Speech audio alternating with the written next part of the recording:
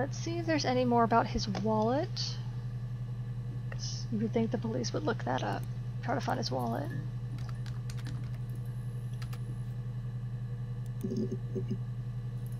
Okay, there is a new one. Keyword wallet.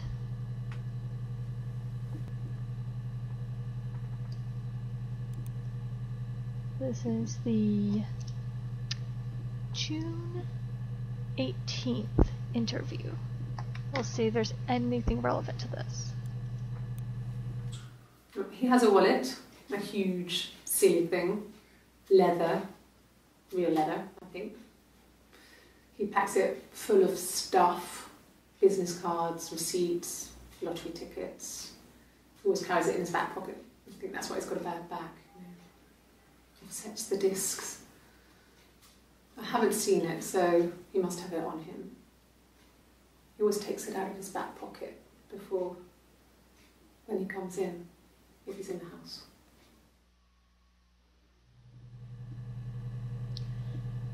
So nothing really relevant about the wallet. Other than he has one, it's made of real leather, he packs it full. So that didn't give us anything new. Let's try his visa. Nothing new. Okay.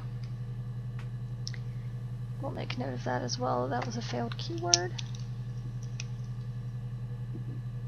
Failed keyword visa. Okay, so those were irrelevant. Is there anything to do with his Cavalier?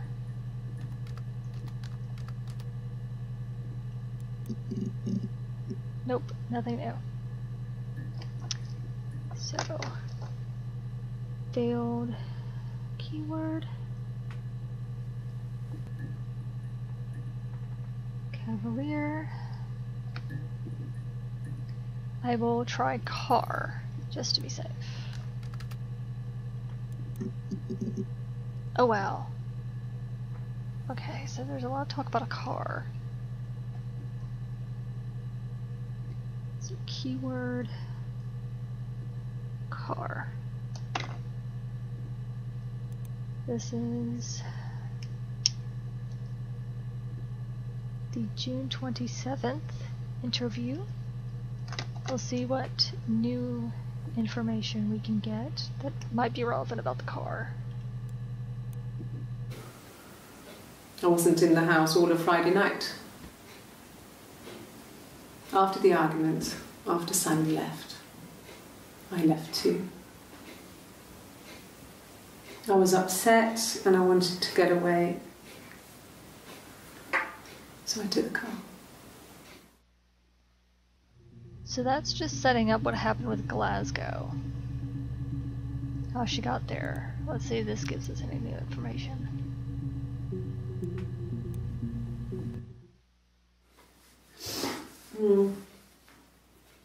I left the next day, Saturday. I slept for a few hours in the car. When I woke up, I came straight back. Simon wasn't returning my calls and I wanted to try and make up. I got back to the house and Simon wasn't there and I... Is there a bin? Okay. So the only new information we learned is that she left on Saturday, but then she vomited. That's interesting. That she just threw up. That must be why up, because she threw up. Aha! Now we know why her hairstyle suddenly changed. Let's see if this helps any. 8 seconds. Yeah. I pulled over and slept in the car. This was just by the side of the road. I was exhausted. So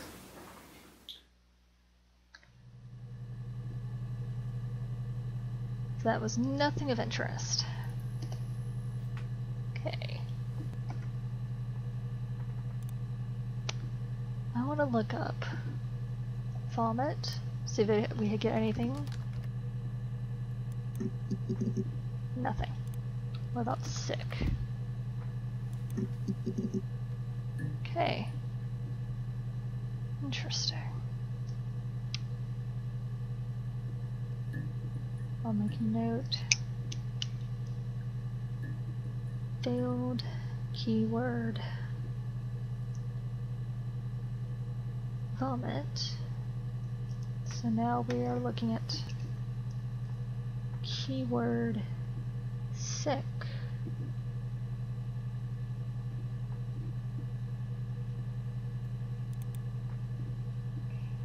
First clip.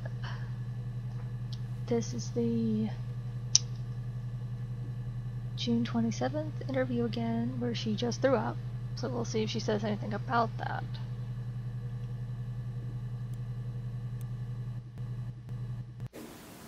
Yes, I'm fine.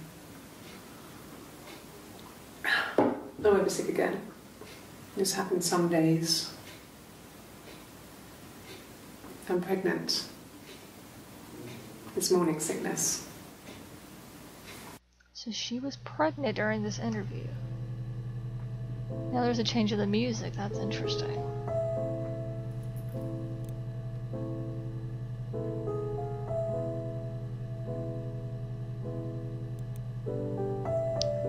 So we definitely need to look up her being pregnant. This is the second clip. This is a completely different interview. This is the 3rd of January. Not January, July. I think this is the interview where we found out that she wasn't Hannah. That she's someone that she was faking. This is 1 minute and 7 seconds long. Wow. Okay, so let's see what she has to say.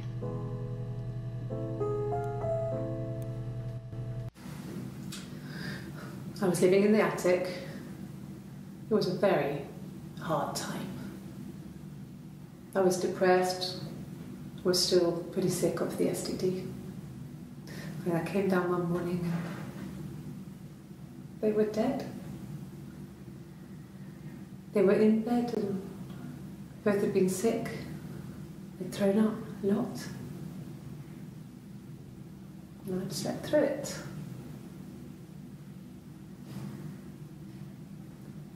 The police said it was the mushrooms they ate. Dad was a mushroom expert. I mean, he used to take us picking with him and he taught us how to recognize them. And there's no way he would have picked dead caps.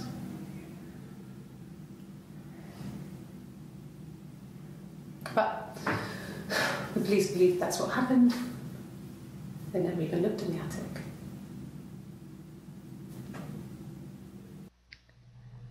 We got a vision of whoever we are again. Okay, so this was when she was living in the attic. She had an STD. Did not see that one coming. What the hell? What the hell? Her parents died from eating mushrooms, which were death caps. Just got a whole bunch of new stuff to look up. I'm gonna look back for a second and see if she says anything about her parents.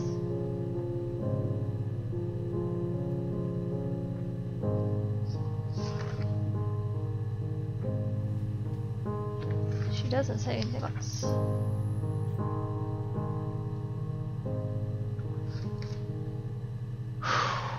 Okay.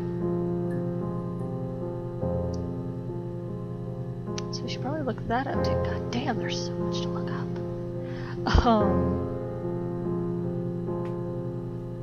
Very quickly, I want to check the van. Mark these.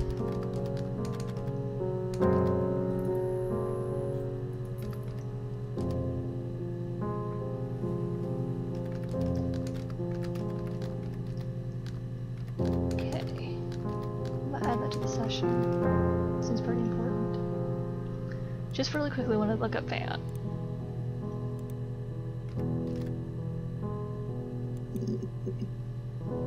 Okay, nothing down that, so we can go ahead and cross that out. I'm gonna try to look at like superficial things before we get to the really big stuff. So fill keyword van. Let's try his watch.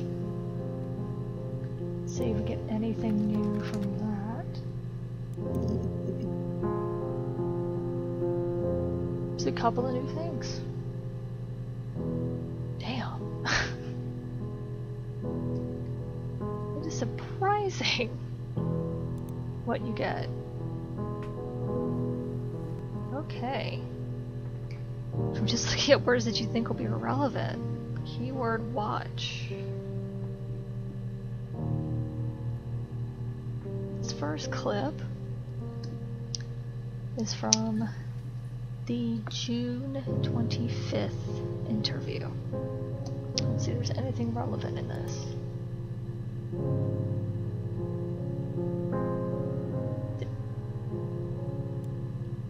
Play. Thank you. I guess you could call it that, but we were both happy to get married. It was a beautiful wedding. We had our first dance to Come Back and Stay. I'm not sure if that's a good wedding song, but I loved it. I chose it. I mean, it was genuinely our first dance. We'd never danced together before. It was probably awful to watch, but I enjoyed it. It felt like it was just me and Simon for that moment. Just the two of us. Oh, see, I was like, that's interesting. So they're having to get married, and it felt like it was just the two of them. As if she's saying, like, if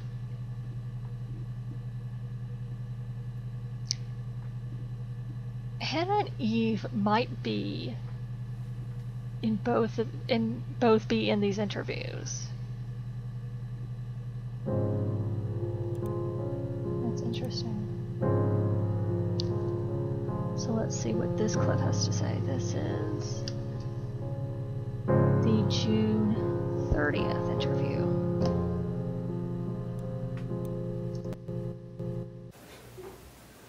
Yes. We'd fight. We fought on the beach once and I held Eve's head underwater. There was no one else around. It was at the far end of the beach and I held her head under and I kept it under.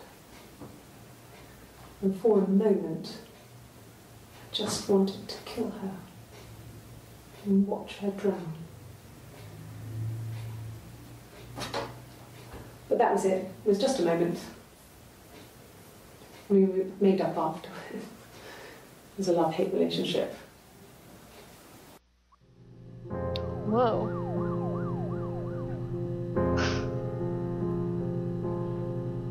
So, okay, so this really, Hannah is here. My original assumption that Hannah's already dead is wrong.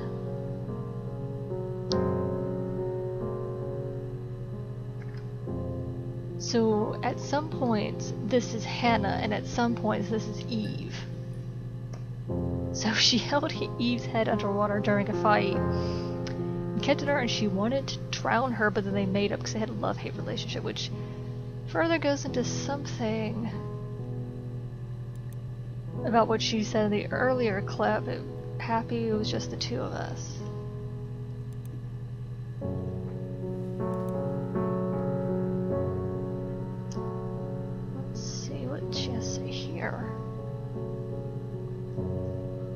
This is the July 3rd interview, which, if I remember correctly, is the last of the 7 interviews. What does she say here? It happened very quickly. We hardly had to talk to each other. We agreed almost silently. The baby was what mattered. We'd help each other. We cleaned up. We bagged up the broken mirror, her clothes. They're gone.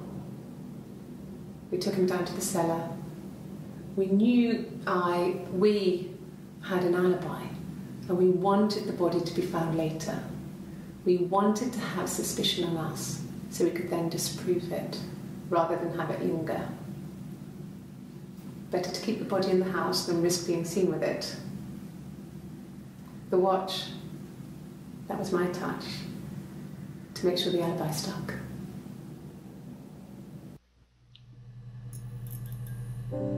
Okay. So they killed Simon together for some reason?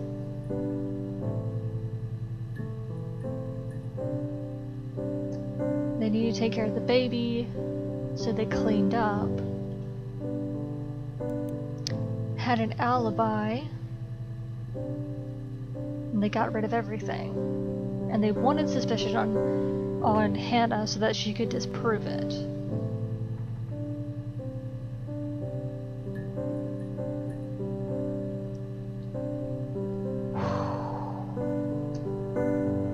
Okay. Interesting.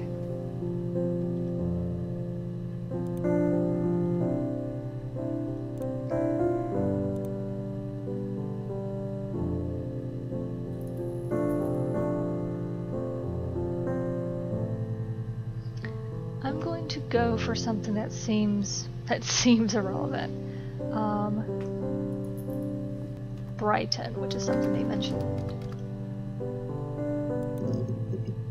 Okay, nothing for Brighton.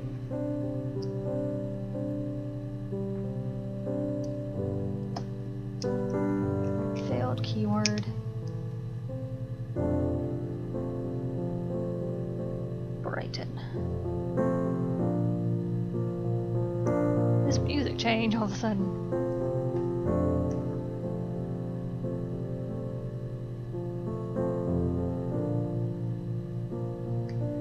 Okay, let's try anniversary. I think I spelled that wrong. No, I didn't. Okay, so nothing.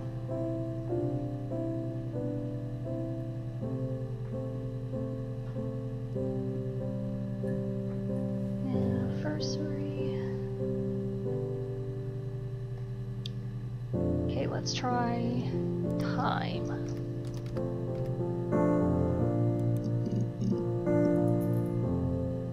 Okay, there are several for that one. Keyword time.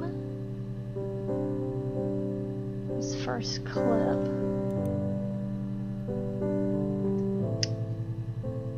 is from the June 18th interview. We'll see what she has to say about time. No, he doesn't have any tattoos. He has a scar down here near his stomach, past his hip. Cut himself with some glass. That was before, a long time ago. He looks just like the photo. He's not got his glasses on here though. He takes them off for the camera.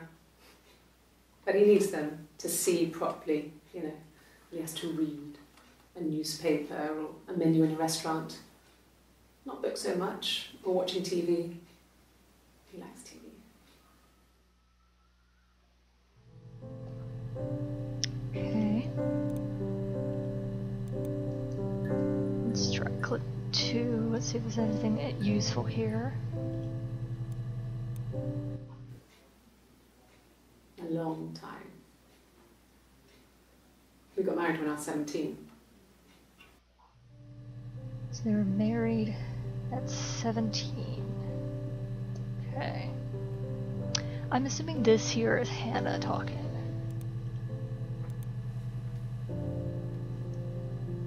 So clip 3. This is the June 25th interview. What does she have to say here?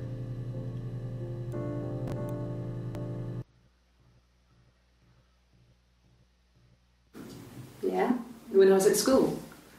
I worked part-time in the front shop. It was sort of an extended family thing. My dad used to work there, my mum worked there before I was born. I took care of paperwork, filing, typing out invoices, that kind of thing.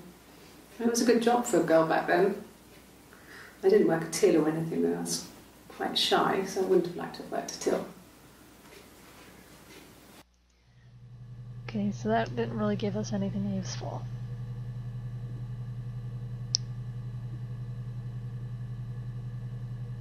Like, I don't even know where to start.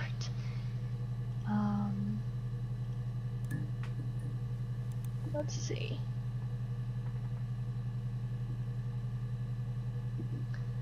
Let's look up Florence. That was the midwife who separated the girls.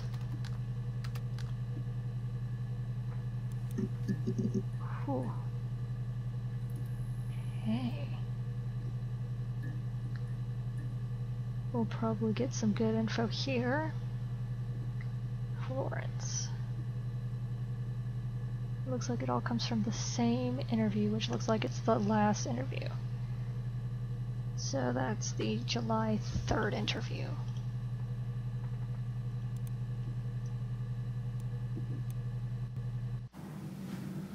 Florence took me home with her. Mother hadn't been expecting twins and had a healthy baby. I guess she was just happy for Florence to clean up. Take away the evidence that this was anything but a happy occasion.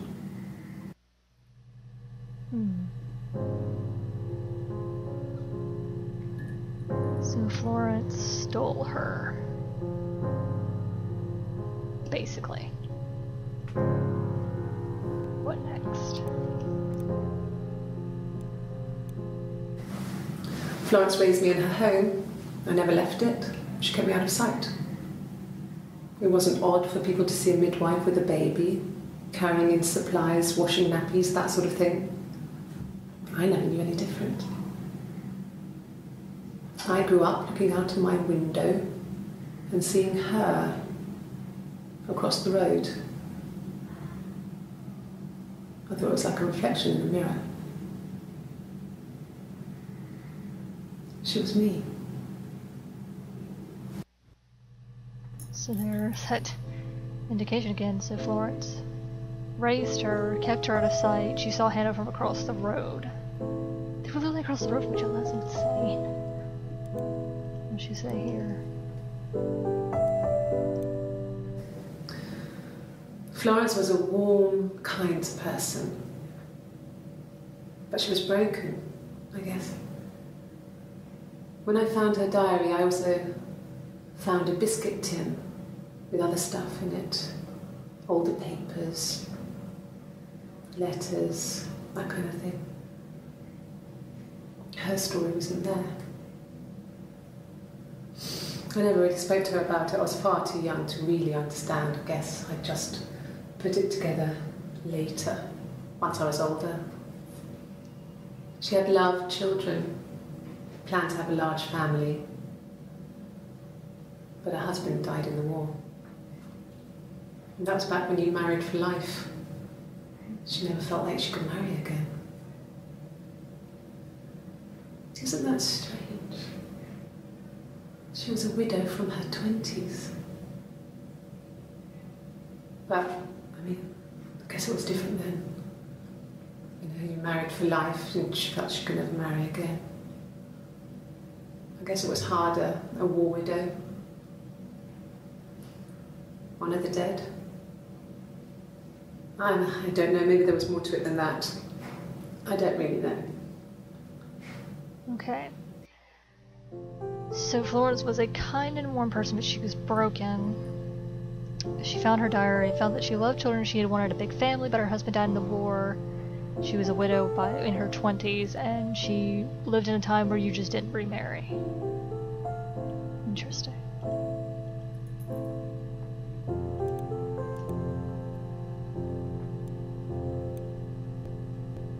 No.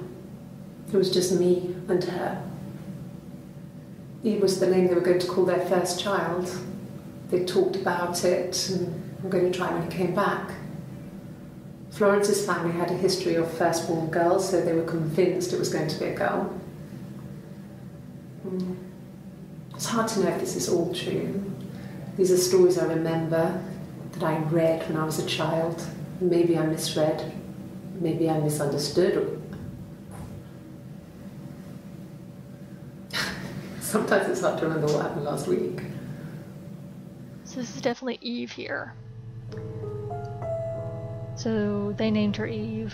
She named her Eve because that was the first child, the name of the first child they were going to have. So that's all we got from Florence.